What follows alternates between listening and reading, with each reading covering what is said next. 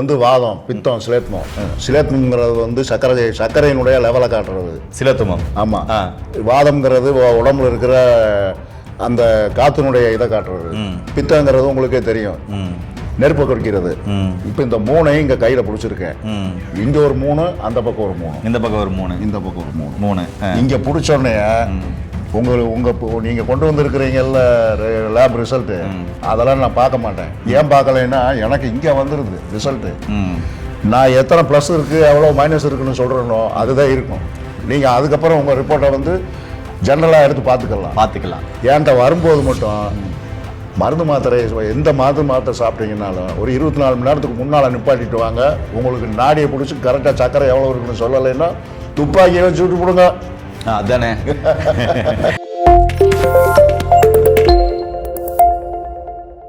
இயற்கையை மருந்து சேனலுடைய மேலும் பல பதிவுகளை தெரிந்து கொள்ள இந்த சேனலை சப்ஸ்கிரைப் செய்யவும், பெல் பட்டனை அழுத்தவும். மேலும் மருத்துவரின் ஆலோசனை பெற இந்த வீடியோவில் உள்ள எண்ணிற்கு தொடர்பு கொள்ளவும். இயற்கை மருந்து நேயர்களுக்கு வணக்கம். நான் உங்கள் அன்பு சோனாரிதாஸ். நம்முடைய அருகில் மதுரை குருகுலத்தின் நிர்வாகியும் மதுரை சித்த மருத்துவ சங்கத்தின் தலைவருமா இருக்கிற எங்களுடைய குருநாதர் மதிப்புக்குரிய அரவிந்தன் ஐயா கூட இருக்காரு. அப்பா வணக்கம்ப்பா. வணக்கம். அப்பா பார்த்தீங்கன்னா இந்த சர்க்கரைக்கு ஏதாவது மருந்து இருக்கா அப்படின்னு சொல்லி கேட்டேன். அப்பா சர்க்கரைக்கு நிறைய மருந்து நம்ம சொல்லியிருக்கோம், ஆனால் உலகமே ஆட்டி படைக்குது. இந்தியா கேபிட்டல்னு சொல்றாங்க. அந்த அளவுக்கு பார்த்தீங்கன்னா சர்க்கரை நோய் தலைவிரிச்சாடுது. இதுக்கு ஏதாவது மருந்து இருக்கா? நிறைய இன்சுலின் போடுறாங்க, மாத்திரை சாப்பிட்றாங்க, சித்த ஆயுர்வேத யுனானி ஹோமியோபதியில் மருந்துகள் சாப்பிட்றாங்கன்னு சொல்ல கேட்கும்போது அப்பா ஒரு சுவாரஸ்யனார். நான் சொல்கிற காம்பினேஷனில் மூலிகையில் வாங்கி சாப்பிட சொல்லுங்கள், சூப்பரான ரிசல்ட் வரும், கொஞ்ச நாள்லேயே அவங்களுக்கு மிகப்பெரிய மாற்றம் இருக்கும், ஆச்சரியப்படுவாங்கன்னு சொன்னாங்க. அதை பற்றின முழு தகவலை இந்த வீடியோவில் பார்க்கலாம். அப்பா வணக்கம்ப்பா, எப்படி பார்த்தீங்க? நல்லா இருக்கீங்களாப்பா? அப்பா நான் மக்கள் சார்பாக ஒரு கேள்வியும் அதே மாதிரி சித்த வைத்தியர் சார்பாக ஒரு கேள்வி கேட்க போகிறேன்.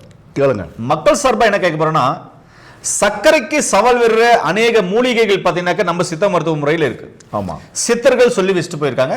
பாரம்பரிய மருத்துவர்கள் முதற்கொண்டு, படித்த பட்டதாரி மருத்துவர்கள் முதற்கொண்டு, ரிசர்ச் செய்யறவங்க அனைத்து அதிகாரிகள் முதற்கொண்டு பார்த்தீங்கன்னா நல்ல மருத்துவ முறைகளை மூலிகைகளை வெளியே கொண்டு வந்துட்டே தான் இருக்காங்க. இப்போ இதுக்கு பர்ஃபெக்டா வேலை செய்யற மூலிகைகள் ஏதாவது இருக்கான்னு மக்கள் சார்பாக ஒரு கேள்வியும், சித்த வைத்தியர்கள் சார்பா ஐயா நான் சிறு குறிஞ்சார் போடுறேன், பெரிய குறிஞ்சார் போடுறேன், சிறிய நகையை போடுறேன், நாவல் பட்டையை போடுறேன், அப்புறமா பார்த்தீங்கன்னாக்கா சீந்தில போடுறேன், இப்படி எல்லா மூலிகையும் போட்டு பார்க்குறீங்க, பெருசா சக்கரை நோயே வந்து கட்டுக்குள்ள கூட கொண்டு வர முடியலையே, இல்லை கட்டுப்படுத்த முடியலையே, இல்லை குணமாக்க முடியலையே அப்படின்றாங்க. அவங்களுடைய சார்பாகவும் நான் இந்த கேள்வி கேட்டிருக்கேன். நீங்க மக்களுக்கு என்ன தகவல் சொல்ல போறீங்க? இதுக்கு சக்கரை சத்து வந்து எல்லாருக்கும் இப்போ இந்தியா பூராமே இது ஒரு பெரிய பிரச்சனையாக இருக்குது. ஆமாப்பா. அதுக்கு காரணம் வந்து ஒன்றும் பாரம்பரியமாகவும் வரும், அது தந்தைக்கோ தாய்க்கோ இருந்தால் அது பிள்ளைகளுக்கு வர்றதுக்கு வாய்ப்பு இருக்குது.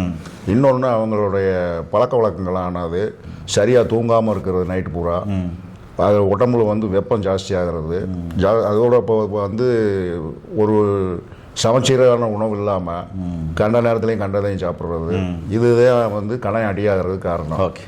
இப்போ கணையம் வந்து இருக்கிற சைஸே வந்து விழுவுதான் இருக்கும். அதில் வந்து ஒரு ஊசி முனை துவாரம் போல தான் அந்த டியூப் இருக்கும். அந்த பித்தத்தை வெளியே அந்த இன்சுலினை வெளியே கொண்டு வர்றது, அந்த இதில் வந்து கொழுப்பு அடைச்சிருச்சுன்னா அதை மறுபடியும் கரைச்சி வெளியே எடுக்க முடியாது. அடைச்சது தான். இப்போ அதை வந்து நம்ம வந்து அதுக்கு பதிலாக எத்தனையோ மருந்து மாத்திரைகள் ஆங்கிலத்தில் இருக்குது, சித்த மருத்துவத்தில் ஏராளமான மருந்து இருக்குது. அதான் பக்க விளைவு இல்லாத மருந்துகள். மற்ற மருந்து மாத்திரைகளை தொடர்ந்து எடுக்கும்போது என்னென்னா சிறுநீரகம் பாதிக்கப்படும், ஏன்னா எல்லாரும் கல்லீரல் பாதிக்கப்படும். இங்கே வந்து நம்ம சித்த மருத்துவத்தில் வந்து அதெல்லாம் இல்லை. ஏன்னா எளிமையாக அவங்களே வீட்டில் தயார் பண்ணி சாப்பிட்ற மாதிரி, ஏன்னா ஏகப்பட்ட மூலிகை இருக்குது. உதாரணமாக எடுத்துக்கிட்டோம்னா நாவல் மரப்பட்டை, நாவல் கொட்டை, இதை பவுட்ரு பண்ணிக்கலாம். அடுத்து வந்து வெந்தயம், ஜீரகம், சோம்பு, இது எல்லாமே வந்து சர்க்கரைக்கு கேட்கக்கூடியது தான். இதெல்லாம் வீட்டில் எளிமையாக நம்ம செஞ்சுக்கலாம். இது போக மூலிகைன்னு எடுத்துக்கிட்டிங்கன்னா இதுக்கு ரொம்ப பெஸ்ட்டான மூலிகை நிறையா இருக்குது, கொஞ்சம் நஞ்சம் கிடையாது. உதாரணமாக வந்து மரங்கள்லேயும் இருக்குது, செடிகள்லையும் இருக்குது, அதாவது சின்ன குறுஞ்செடிகள்லையும் இருக்குது, இப்போ கொடிகள்லையும் இருக்குது. இப்படி நீங்கள் வந்து உங்களுக்கு எது வாய்ப்பாக கிடைக்கிதோ அதை பயன்படுத்திக்கலாம். குறிப்பாக எடுத்து சொன்னோம்னா மர வகையில் எடுத்துக்கிட்டிங்கன்னா அத்திப்பட்டை, ஆலம்பட்டை, மருதம்பட்டை, கருவேலம்பட்டை, இந்த மாதிரி பட்டைகளுடைய பொடிகள் வந்து அருமையாக வேலை செய்யும். நாவல் மரப்பட்டை இந்த மாதிரி இருக்கிறதெல்லாம் வேலை செய்யும். அடுத்து வந்து செடிகள் எடுத்துக்கிட்டோம்னா சிறியானங்க, பெரியானங்க, இது சிறு குறிஞ்சா, அது கொடியணும். அடுத்து வந்து சீந்தில், அது கொடியணும். அப்புறம் அடுத்து வந்து சக்கரை வேம்பு, நிலவேம்பு, மலை வேம்பு, வேம்பு, அடுத்து வந்து இன்னும் நிறையா இருக்குது. இதில் வந்து நீங்கள் ஈஸியாக செஞ்சுக்கிறது வந்து எந்த இதுவும் இல்லாமல் ஈஸியாக கிடைக்கக்கூடியது. இப்போ கிடைக்காத ஐட்டங்களை எல்லாம் தேடிக்கிட்டு இருக்க வேண்டியதில்லை. கிடைக்கிற ஐட்டம் வெந்தயத்தை நீங்கள் வந்து முதல்ல ஒரு நாளைக்கு நல்லா ஊற விட்டுறணும். தண்ணியில் ஊற வச்சுட்டு அதை எடுத்து துணியில் கட்டி முளைக்க விடணும். முளைச்ச உடனே அது வந்து முளைப்பு விட்டுரு, ஒரு நாள் 2 நாளில் முளைச்சிரும். திருப்பி எடுத்து அதில் நிழல் காய்ச்சலாக போட்டு காய விட்டுறணும். நல்லா காஞ்சதை எடுத்து நல்லா மறுபடியும் மிக்சியில் கொடுத்து அடிச்சிங்கன்னா பவுடர் ஆகிடும். அதில் ஒரு தேக்கரண்டி, காலையில் ஒரு தேக்கரண்டி, சாயங்காலம் ஒரு தேக்கரண்டி வாயில் போட்டு தண்ணியை குடிச்சிங்கன்னாலும் சுகர் மட்டும் போடும், கட்டுப்பாட்டுக்கு உள்ளே வரும். இப்போ சர்க்கரை எடுத்துக்கிட்டிங்கன்னா டைப் 1 டைப் 2ன்னு ஆங்கிலத்தில் சொல்கிறாங்க. ஆனால் சித்த மருத்துவத்தில் வந்து 21 வகை இருக்கிறதா சொல்லப்பட்டு, மதுமேகம்னு சொல்லி 21 வகை இருக்கிறதா சொல்லப்பட்டிருக்கு. இதில் நான் சொன்ன மருந்துகள்லாம் உங்களுக்கு தயார் பண்ண சிரமமாக இருக்கணும்னா ஆவார இலைப்பொடி, ஆவாரம் பூப்பொடி, ஆவார பட்டை, இந்த 3ஐயும் காம்பினேஷன் பண்ணி ஆவாரையினுடைய பஞ்சாங்கம்னு பேர் இருக்குது. அதனுடைய காய் கூட விதை கூட எடுத்துக்கலாம். இதை எல்லாத்தையும் சேர்த்து பவுடர் பண்ணி நீங்கள் ரெகுலராக சாப்பிட்டு வந்தீங்கன்னாலும் சர்க்கரை வந்து கட்டுப்பாட்டுக்குள்ளே வந்துடும். அப்படி இதெல்லாம் உங்களுக்கு கிடைக்கிறதுக்கு ஆவாரைனா காடுகளில் போய் தான் எடுக்கணும். இதுக்கு நாட்டு மருந்து கடைகள்லாம் ஈஸியாக வாங்கிக்கலாம். அதுவும் போக வந்து சில கம்பெனிகள் வந்து பவுடராகவும் கூட வச்சு விற்கிறாங்க. இதில் வந்து அதிகமான கசப்பு சுவை கொண்டதை வந்து எடுக்காதீங்க. காரணம் என்னென்னா நீங்கள் அதை அதிகமாக எடுத்தீங்கன்னா உங்கள் உடம்பு உருக்கிடும். கசப்பு வந்து உடம்பு வந்து குறைக்க ஆரம்பிச்சிடும். நிறைய பேர் இதுக்கு சக்கரை நோய்க்கு பாவக்காய் சாப்பிட்டேங்கிறாங்களே, அது சாப்பிடலாம். அதுவும் தனியாக சாப்பிட வேண்டாம். சிறுபாகல்னு ஒன்று இருக்குது. அதில் வந்து எண்ணிக்கையில் ஒரு 5 இல்லை 6, ஒரு கேரட்டு, 2ஐயும் சேர்த்து நல்லா தண்ணியில் கலம்பிட்டு துண்டு துண்டாக வெட்டி மிக்சியில் போட்டிங்கன்னா மாவு மாதிரி கூழ் மாதிரி வந்துடும். அதில் கொஞ்சம் தண்ணியாக கலந்தோ இல்லை மோரை கலந்தோ உள்ளே சாப்பிட்டீங்கன்னா உங்களுக்கு சக்கரை மட்டும் போடும். தனி பாவக்காயை சாப்பிட வேண்டாம். ஆமாம், தனி கேரட்டையும் சாப்பிட வேண்டாம். கேரட்டில் இனிப்பு சுவை உண்டது, இது கசப்பு சுவை உண்டது. இப்போ இந்த 2 காம்பினேஷன் ஆகும்போது இது பேலன்ஸ் பண்ணிடும். அது போக சக்கரை வந்து ஏறத்தாழ நான் சொன்னேன் 21 வகை இருக்குன்னு. 21 வகையில் தீரக்கூடியது ஒரு 9 வகை தீரும், மிச்சம்லாம் தீராது. அதுவும் வந்து ஏஜ் இருக்குது. ஏஜ் அந்த கணையம் வந்து எந்த அளவில் பாதிக்கப்பட்டிருக்குங்கிறது இருக்குது. அதனால் இது தொடர்ந்து எடுத்தால் வந்து மருந்து மாத்திரை எடுத்தீங்கன்னா அதுக்கான பாதிப்பு கண்டிப்பாக வரும். அது கண்டிப்பாக வந்து சிறுநீரகம் வந்து இப்போ நீங்கள் சுகர் கம்ப்ளைண்ட் இருக்கிறவங்களுக்கு வந்து பிபி இருக்குது, சுகர் இருக்குது, எல்லாம் அது வந்து கல்லீரலை பாதிச்சு மண்ணீரலையும் பாதிச்சு சிறுநீரகத்தையும் பாதிக்கும். கெட்ட கொலஸ்ட்ரால் அதிகமாகிடுது, கொலஸ்ட்ராலை கூட்டிடும். ஆமாம். இப்போ அதெல்லாம் இதில் எந்த விதமான சைடு எஃபெக்டும் இல்லாத வேணும்னா நான் சொன்ன நாவல் பொடி, நாவல் பொடியெல்லாம் இப்போ ஒரு சீசனுக்கு தான் நாவல் கொட்டை கிடைக்கும். எப்போ ரெகுலராக கிடைக்கிறது 2 ஐட்டம் இருக்குது, 3 ஐட்டம் இருக்குது. 3 ஐட்டம் என்னென்னு கேட்டிங்கன்னா சீத்தாப்பழ இலை, இது வரைக்கும் யாரும் சொல்லாது. சீத்தாப்பழ இலையில் எண்ணிக்கையில் ஒரு 3 இலை 4 இலை இருந்தால் போதும். அதுக்கு மேலே வேண்டியதில்லை. ஒரு கைப்பிடி அளவுக்கு முருங்கைக்கீரை, ஒரு கைப்பிடி அளவுக்கு கருவேப்பிலை, எல்லாத்தையும் தண்ணியில் வேக போட்டு தண்ணியை மட்டும் குடிங்க. காலையில் குடிங்க, சாயங்காலம் குடிங்க. இது என்ன வேறு என்ன உங்களுக்கு பெரிய செலவு கிடையாது, ஒன்றும் கிடையாது, செலவு கிடையாது. வீட்டிலேயே நீங்கள் வந்து இதை செஞ்சுக்கலாம். இந்த கஷாயத்தோட ரொம்ப கொஞ்சம் சுகர் கூடுதலாக இருக்கிற மாதிரி உணர்ந்தீங்கன்னா இந்த கஷாயத்தை போட்டுட்டு வெந்தயத்தை பவுடர் பண்ணி அந்த வெந்தய பவுடரை உள்ளே சாப்பிட்டுட்டு இந்த கஷாயத்தை குடிங்க. அதே மாதிரி கொய்யாலையும் ஒரு 5 சேர்த்துக்கலாம். சேர்க்கலாம். சேர்த்தா இன்னும் கொஞ்சம் சீக்கிரமாகவே குறையும். ஆமாம். இதில் வந்து வெத்தலைவாக்கு போடுற பழக்கம் இருக்கிறவங்க வந்து உணவுக்கு பின்னால் இரவில் கண்டிப்பாக புயலையில் சேர்த்துடக்கூடாது. அப்புறம் அது பெரிய குற்றமாயிரும். அதுக்கு பதிலாக வெறுமனை ஒரு 2 நல்லா வெத்தலையில் காம்பை கிள்ளிட்டு ஒரு களிப்பாக்குன்னு சொல்லுவோம். அந்த துண்டு சின்னதாக வெட்டின பாக்கு, அதில் ஒரு 2 பாக்கை வச்சு கொஞ்சமாக சுண்ணாம்பு தடவை போடுங்க. அதுவும் குறைக்கும். உங்கள் செரிமான மண்டலத்தை பூரா சரி பண்ணும். நம்ம முன்னோர்கள் யாரும் முட்டாள்கள் அல்ல. எல்லாருமே அறிவாளிக கண்டுபிடிச்சி கொடுத்தது நம்மளுக்கு வெத்தலை பாக்கு. அதை வந்து பின்னால் வந்து அதை வந்து இது ஒரு இதுக்கு சில கிராமத்துக்காரங்கெல்லாம் இதில் அடிக்ட் ஆகி 24 மணி நேரம் போட்டுக்கிட்டே இருப்பாங்க. அது தப்பு. உணவு முடித்த பிற்பாடு ஒரு அரை மணி நேரம் சென்று ஒரு 3 தடவை வேணால் ஒரு நாளைக்கு போடலாம். காலையில் உணவு முடித்த பிற்பாடு, மத்தியானம் உணவு முடித்த பின்னால், அடுத்து நைட்டு. இதை ரெகுலராக சாப்பிட்றவங்களுக்கு ஒரு காலம் சக்கரை சத்து வராது. ஒரு நாளும் சக்கரை சத்து வராது. தைரியமாக சாப்பிடலாம். இதில் என்ன செலவு இருக்குது உங்களுக்கு? ஒன்றுமே கிடையாது. உங்கள் கணையம், உங்கள் இறைப்பை எல்லாமே சரியாக வரும். 2வது சளி கபம் எவ்வளோ இருந்தாலும் காலாவதி பண்ணிடுங்க வெத்தலை பாக்கு. கண்டிப்பாக. அதே மாதிரி கல்லீரலுக்கும் நல்லது. ஆனால் ஒரே ஒரு குறிப்பு மட்டும் சொல்கிறேன், எந்த காரணம் கொண்டும் புகையிலையை சேர்த்துறாதீங்க. போதைக்காக புகையிலையை போடுறவங்க வந்து அதையும் சேர்த்து போடுறவங்க இருக்காங்க. அது பாதிப்பு உண்டு பண்ணும். புகையிலைக்குன்னு ஒரு பாதிப்பு இருக்குது. அந்த பாதிப்பை கண்டிப்பாக உங்களுக்கு உண்டு பண்ணிடும். கேன்சர் வரைக்கும் வரும். ஏன்னா இப்போ எங்கள் மத்திய அரசாங்கம் வந்து அது டிவிலேயே விளம்பரம் கொடுத்துக்கிட்டே இருக்காங்க, புகையிலையை யூஸ் பண்ணாதீங்கன்னு. அதனால் அது வந்து கண்டிப்பாக செய்ய வேண்டியது. உங்கள் செரிமான மண்டலம் நல்லா இருக்கணும்னா வெத்தலை பாக்கு அருமையான ஒரு விஷயம். அடுத்து வந்து ஆவாரம் இலைப்பொடி, ஆவாரம் பூப்பொடி, ஆவாரம் பட்டை, இந்த 3ஐயும் ஒன்றா சேர்த்துட்டு அதோடு வந்து நீங்கள் நாவல் கொட்டை இருந்தாலும் சேர்த்துக்கலாம், சீத்தாப்பழ இலை வந்து அதுவும் சேர்க்கலாம், கருவேப்பிலை இருந்தால் சேர்க்கலாம், முருங்கைக்கீரை இருந்தால் சேர்க்கலாம். இது ஆமாம், இது எல்லாம் வந்து அப்படியே நிழல் காய்ச்சலாக போட்டுடணும். நிழல் காய்ச்சலாக போட்டு அந்த இலையை மட்டும் எடுத்து போடலாம். 2வது இன்னொன்று இருக்குது, கருவேப்பிலை காம்பு, அந்த ஈர்க்குன்னு சொல்லுவோம் இல்லையா, ஈர்க்கு, அந்த ஈர்க்கு, முருங்கை ஈர்க்கு, இந்த 2ஐயும் பிச்சு போட்டு தண்ணியில் போட்டு வேக போட்டு தண்ணா குடிச்சு பாருங்க, சக்கரை மட்டும் போடும். ஒரு தீர்வு தான் தேவையில்லையோ. ஆனால் நீங்கள் வேற கண்டது கட்டி இதை சாப்பிட்டு பின்னால் பக்க விளைவு இழுத்துக்கிறதுக்கு இதெல்லாம் வந்து நம்ம உணவுப் பொருளில் இருக்கிறது பெஸ்ட். ஆமாம், யார் வேணாலும் சாப்பிட்லாம், எப்போ வேணாலும் சாப்பிட்லாம். 2வது வந்து இப்போ சித்த மருத்துவர்களுக்கு வந்து மருந்து கொடுக்குறாங்கன்னா அவங்களுக்கு வந்து என்னென்னா, ஆனால் அவங்க இதில் ஸ்கில்டாக இருக்கணும். இந்த மருத்துவத்தில் வந்து சாதாரணமான சித்த வைத்தியர் இப்போ தான் படிச்சுக்கிட்டு இருக்காருன்னா அவரெல்லாம் இந்த வேலையை செய்ய முடியாது. இது வந்து கடுமையான வேலை.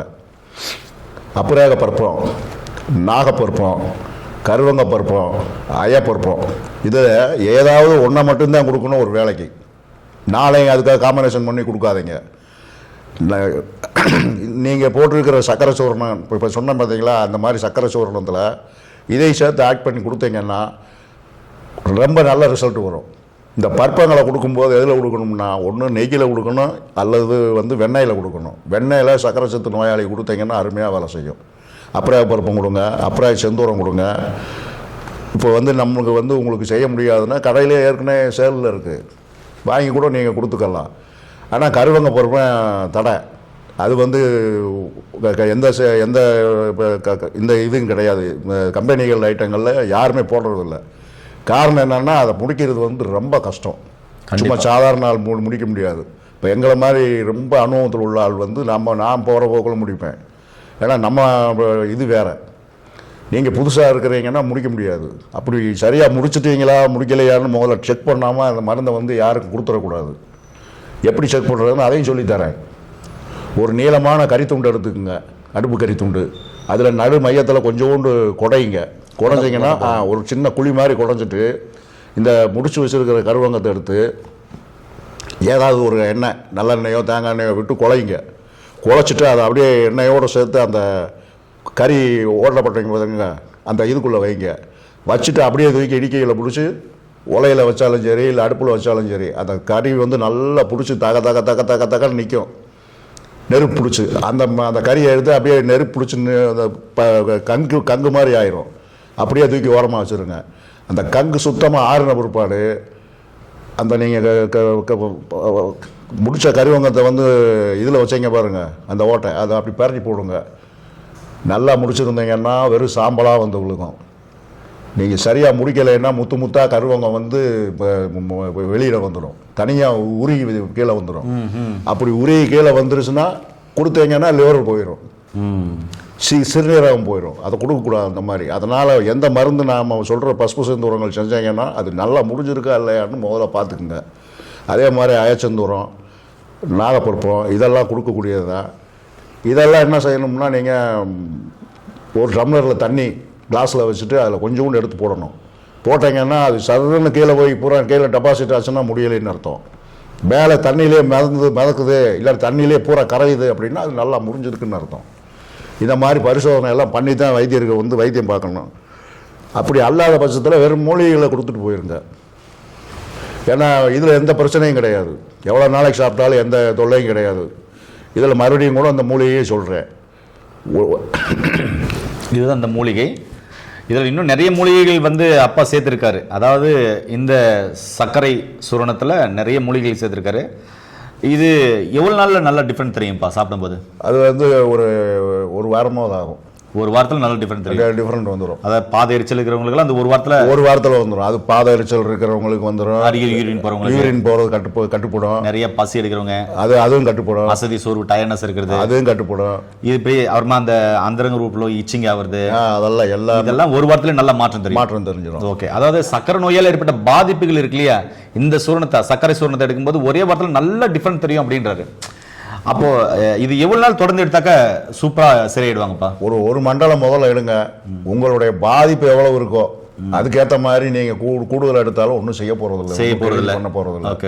6 மாசம் எடுத்தாலும் சரி, 1 வருஷம் எடுத்தாலும் சரி, ஒன்றும் செய்ய போறதில்லை. இதை எடுக்கும்போது நீங்க ஏற்கனவே இன்சுலின் போட்டுக்கிட்டு இருந்தாலோ சர்க்கரைக்கு மாத்திரை போட்டுக்கிட்டு இருந்தீங்கன்னாலோ அதையும் சேர்த்து இதையும் சேர்த்து தான் எடுக்கணும். உடனே நிப்பாட்டக்கூடாது. இன்சுலின் போடுறவங்க இன்சுலினை நான் இது உடனே இதே சரியாக போயிடும் நினச்சி இன்சுலினை நிப்பாட்டினீங்கன்னா இப்போ ஆஸ்பத்திரிக்கு போக வேண்டி வந்துடும். அதனால் இன்சுலின் போடுறவங்க போட்டுக்குங்க. போட்டுட்டு அப்பப்போ செக் பண்ணிக்கோங்க. ஏன்னா இப்போ எல்லாத்தையுமே சர்க்கரை செக் பண்ணிட்டு இது வச்சுருக்கிறீங்க, கருவி வச்சுருக்கிறீங்க. ஒரு வாரத்துக்கு ஒரு தடவை செக் பண்ணுங்க. சர்க்கரை லெவல் குறைய நீங்கள் அந்த இன்சுலின் அளவை அல்லது இங்கிலீஷ் மருந்தை கரைச்சிக்கிட்டே வாங்க. அதுதான் வந்து புத்திசாலித்தனம். ஏன்னா நான் சொன்னதுங்கிறதுக்காக நீங்கள் உடனே இதவே சாப்பிட்டு பிரச்சனைக்கு ஆளாயிடக்கூடாது. அதனால் கொஞ்சம் கொஞ்சமாக நீங்கள் இதை சாப்பிடும்போது அந்த மருந்தை எடுங்க. எடுத்துக்கிட்டு செக் பண்ணிக்கிட்டே இருங்க. அப்பப்போ 2 நாளைக்கு ஒரு தடையோ 3 நாளைக்கு ஒரு தடையோ செக் பண்ணுங்க. செக் பண்ணும்போது உங்களுக்கு அந்த சுகர் லெவல் குறையிறது உங்களுக்கே தெரியுமில்ல. செக் பண்ணால் அப்படி குறைஞ்சிருச்சுன்னா அதுக்கேற்ற மாதிரி இந்த மருந்து மட்டும் விடாதீங்க, இதை சாப்பிட்டுக்கிட்டே இருங்க, அதை குறைச்சிக்கிட்டே வாங்க. அதுலேருந்து ரிலீஸ் ஆகிடுவீங்க. ஏன்னா நான் வந்து ஐத்தியம் பார்க்குறது அப்படித்தான் பார்க்குறேன். இன்சுலின் போடுறவங்கள வந்து நான் உடனடியாக நிப்பாட்ட சொல்கிறது இல்லை. காரணம் என்னென்னா ஒரு இங்கிலீஷ் மருந்துன்னு உள்ளே போயிட்டாலே வெளியில் வர்றது சிரமம். எந்த நோய்க்குமே அப்படித்தான். ஆகையினால நீங்கள் கொஞ்சம் கொஞ்சமாக குறைச்சிக்கிட்டே வாங்க. சூப்பர்ப்பா. அப்பா இது வந்து எந்த அளவில் எத்தனை வேலை எடுக்கணும்ப்பா? இது அவங்களுடைய பாதிப்பு பொறுத்து இருக்குது. ஒருத்தருக்கு சக்கரத்துலேயே 400 இருக்குது. 400 இருக்கிறவங்களுக்கு வந்து ஒரு மூக்கு பொடி அளவுக்கு எடுத்து போட்டால் பத்தாது. அப்போ ஒரு இவ்வளோ எடுக்கணும், கொஞ்சம் கூடுதலாக எடுக்கணும். இல்லை நல்லாவே எடுக்கலாம். அவளை எடுத்து தண்ணியில் போட்டு கொதிக்க விட்டு தண்ணியை மட்டும் குடிச்சா போதும். ஓ சூப்பர். அதே மாதிரி சுகர் கம்ப்ளைண்ட் உள்ளவங்களுக்கு வந்து ஏற்கனவே நான் வந்து போன வீடியோவில் சொல்லியிருக்கேன். நிலவாக அவுரி கடுக்கா இதை அவசியம் வந்து ஒவ்வொருத்தரும் ராத்திரியில் போடணும். ஏன்னு கேட்டால் இந்த சுகர் கம்ப்ளைண்ட் இருக்கிறவங்களுக்கு எல்லாருக்குமே மலச்சிக்கல் இருக்கும். இல்லை எனக்கு இல்லை அப்படியெல்லாம் இல்லைன்னு சொன்னாங்கன்னா நீங்கள் சொல்கிறத கேட்குறதுக்கு நான் இல்லை. ஏன்னா நான் வைத்தியர். ஏன்னா உடலில் கழிவுகள் இருக்குன்னு சொல்ல வராரு. அந்த கழிவுகள் வெளியேறினாக்கா நோய்கள் குணமாகத்தான் சாத்தியக்கூறு அதிகமாக இருக்குது. நல்லா ஜீரணமாகும். அதுக்கப்புறம் பார்த்தீங்கன்னா அசதி சோறு டயர்னஸ் இருக்காது. நல்ல இம்யூனிட்டி பவர் கிடைக்கும்னு சொல்ல வராரு. கண்டிப்பாக. இப்போ நான் அடுத்த வீடியோவில் வந்து இந்த புண்ணு வந்துடுது இல்லையா, அது அப்புறம் அடுத்த வீடியோவில் சொல்கிறேன். புண்ணை எப்படி ஆற்றுறது, என்னென்ன போட்டால் ஆற்ற முடியும், மூலிகையில் போடலாமா இல்லை எண்ணெய்களை வச்சு புண்ணு ஆற்றலாமான்னு சொல்கிறேன். எவ்வளோ புண்ணு இருந்தாலும் ஆறிடும். சூப்பர்ப்பா. ஏன் நேயர்களே, சக்கரை நோய்க்கு அற்புதமான ஒரு தீர்வு சொல்லியிருக்காரு. இவர் சொன்ன இந்த வீட்டு அஞ்சலரை பெற்று இருக்கிற அந்த மூலிகைகள்லாம் பயன்படுத்தி சக்கரை நோய் இல்லாமல் ஆரோக்கியமாக வளங்க.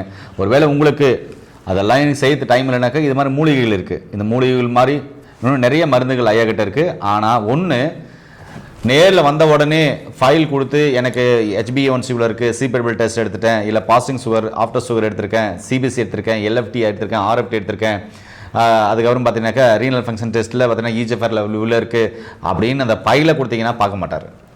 அது தேவையில்லை. பாருங்க, இது வந்து வாதம், பித்தம், சிலேத்மங்கிறது வந்து சர்க்கரையினுடைய லெவலை காட்டுறது சிலேத்துமம். ஆமாம். வாதம்ங்கிறது உடம்புல இருக்கிற அந்த காத்தினுடைய இதை காட்டுறது. பித்தங்கிறது உங்களுக்கே தெரியும். நெருப்பை குறிக்கிறது. இப்போ இந்த 3 இங்கே கையில் பிடிச்சிருக்கேன். இங்கே ஒரு 3, அந்த பக்கம் ஒரு 3, இந்த பக்கம் ஒரு 3, இந்த பக்கம் ஒரு 3. 3 இங்கே பிடிச்சோடனே நீங்கள் கொண்டு வந்திருக்கிறீங்கல்ல லேப் ரிசல்ட்டு, அதெல்லாம் நான் பார்க்க மாட்டேன். ஏன் பார்க்கலைன்னா எனக்கு இங்கே வந்துடுது ரிசல்ட்டு. நான் எத்தனை ப்ளஸ் இருக்குது எவ்வளோ மைனஸ் இருக்குன்னு சொல்கிறேனோ அதுதான் இருக்கும்.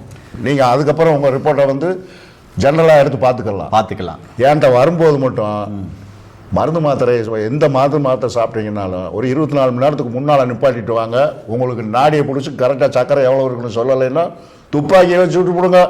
அதானே ஐயா என்ன சொல்ல வர்றாருன்னா, அதாவது வெறும் வயிற்றுல நாடி பார்க்க வரும்போது வெறும் வயிற்றுல வர்றது ரொம்ப நல்லது அப்படின்றாரு. இல்லை, அந்த காலத்தில் அப்படி தான் பார்த்தாங்க. வெறும் வயிற்றுல வரும்போது துல்லியமாக நாடு பார்க்க முடியும். வாதம், பித்தம், சுளுத்தமும், அவங்க உடம்புல பிபி இருக்கா, சுகர் இருக்கா, ஹார்ட் கம்ப்ளைண்ட் இருக்கா, அதுக்கப்புறம் பார்த்தீங்கன்னாக்கா சிறுநீரக சார்ந்த பிரச்சனை இருக்கா, இல்லை நீர்க்கோத்து இருக்கா, நரம்பு பிரச்சனை இருக்குல்ல, நரம்பு தளர்ச்சி இருக்கா, பிளட் கிளாட் ஆகிருக்கா, இல்லை கர்ப்பப்பையில் பிரச்சனை இருக்கா, இல்லை கர்ப்பப்பையில் பிசிஓடி அதாவது நீர்க்கட்டி நார்க்கட்டி இருக்கா, தைராய்டு கம்ப்ளைண்ட் இருக்கா அப்படின்னு சொல்லிட்டு எல்லாமே பார்த்தீங்கன்னாக்க நாடியிலே தெரிஞ்சிடும். அப்புறம் ரத்தம் எவ்வளோ இருக்குது அப்படின்னு சொல்லிட்டு கண்ணில் பார்க்கலாம். அப்புறமா கல்லீரல் பாதிக்கப்பட்டிருக்கு அப்படின்னு சொல்லிட்டு கண்ணிலையும் பார்க்கலாம், நாக்குலையும் பார்க்கலாம். நாக்கில் வந்து சிறுகுடல், பெருங்குடல், அப்புறமா நுரையீரல் எல்லாத்தையும் பார்க்கலாம். நகத்தில் இருக்கு இல்லையா, அந்த நகத்தில் இருக்கிற இந்த கோடை வச்சு பார்த்தீங்கன்னா ஃபேட்டி லிவர் இருக்கா, கிரேட் இருக்கா, அந்த ஃபேட்டி லிவர் கிரேட் 1 கிரேட் 2 எவ்வளோ பாதிக்கப்பட்டிருக்குது கல்லீரல். அதே மாதிரி பார்த்தீங்கன்னாக்கா டீஜல் எவ்வளோ இருக்குது, அவங்களுடைய யூரின் மலத்தை வச்சு பார்த்தீங்கன்னா அந்த நேரத்தில் கணிச்சாங்க. அதுதான் அப்பாவை சொல்ல வராரு. எனக்கு பெருசாக ரிசல்ட் தேவையில்லை, அதை பார்க்கறதுக்கு படித்த பட்டதாரி மருத்துவர் இருக்காங்க, அவங்க கிட்ட கொடுத்துருங்க. நாடி கொடுத்தீங்கன்னா மட்டும் போதும், நோயை கணிச்சு உங்கள் நோய்க்கான சரியான மூலிகைகளை தேர்ந்தெடுத்து கொடுப்பாரு. நேர்களே, நோய் நொடி இல்லாமல் இருக்கிறது தான் இந்த பதிவு. நீங்களும் நோய் நொடி இல்லாமல் ஆரோக்கியமாக இருக்கிறது தான் எங்களுடைய விருப்பம் கூட. ஒருவேளை இந்த காம்பினேஷன் உள்ள மருந்துகள் நீங்களே தயாரித்து சாப்பிட்றது தான் தாராளமாக சாப்பிடுங்க. அப்படி இல்லைன்னா கீழே போகிற நம்பர் கால் பண்ணிவிட்டு ஒரு முறை அப்போ வந்து நீங்கள் சந்தித்து நோய் நொடி இல்லாமல் ஆரோக்கியமாக வாழுங்க. மீண்டும் இன்னொரு அருமையான பதவியில் உங்களை என்ன சந்திக்கும் வரை உங்களுக்கு விடைபெறுவது உங்கள் குடும்பத்தில் உடனாக உங்கள் அன்பு சொன்னாரிதாஸ். நன்றி, வணக்கம். வணக்கம்ப்பா. வணக்கம்.